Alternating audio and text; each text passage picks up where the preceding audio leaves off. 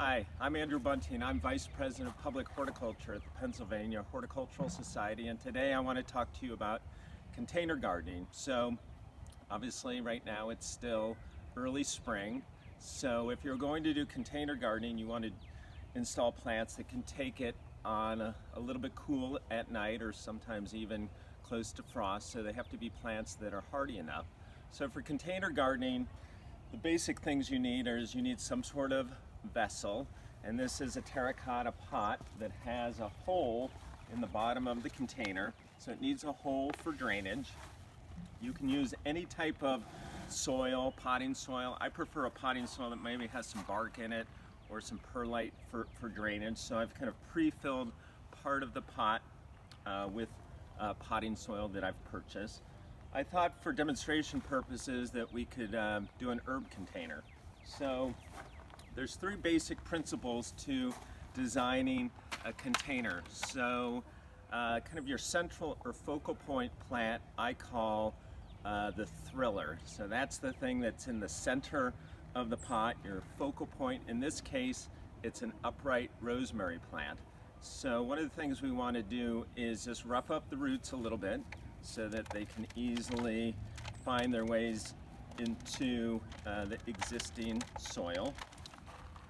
So we'll dig just a little hole and put in our central feature, which is the rosemary. We'll add a little bit of soil just to top up the pot a little bit. Now that we've added our central feature, the thriller, we're going to add our side plants, which are the ones that will kind of fill out the pots, and we'll call those our fillers. So in this case, I'm going to use a lavender, which is another herb. And again, I'm going to shake off some of the soil and kind of tease out the roots. So we'll tuck those in on the sides to again be our fillers. And the foliage is a little bit different than the rosemary. The rosemary is a dark green, and then the lavender is like a nice light gray. And we'll do two fillers in the case of this pot. You know, there's always a temptation to overplant for instant effect, but you also have to take into account that these plants are going to grow together. And then the last plant is the spiller, so the things that will spill or kind of hang over the edge. So I thought we could use a couple lettuce plants. This is a lettuce called Merlot, so Merlot like the wine, purple in foliage. I'll clean off some of the side leaves that are not in great shape. Oops.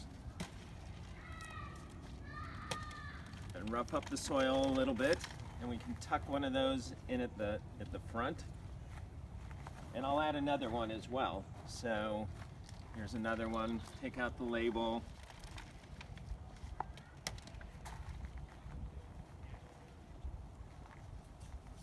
If you hear a little background noise, that's my fan club. Those are my 10 chickens you hear in the background. So we're actually going to do another spiller on the back side of the pot, because this might be a pot you have in your yard that maybe is seen from all sides. So in this case, we're going to add another herb. So this is a culinary thyme. Again, we're going to rough up the roots, tuck one of those in at the front. In this pot, we actually have enough room for another one, so we'll add another. Again, rough up the roots a bit. Plant.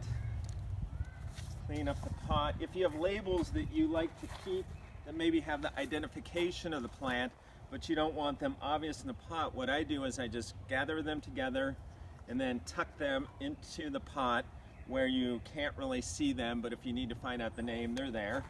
Last thing to do is water. Oops. So you want to give it a nice thorough watering.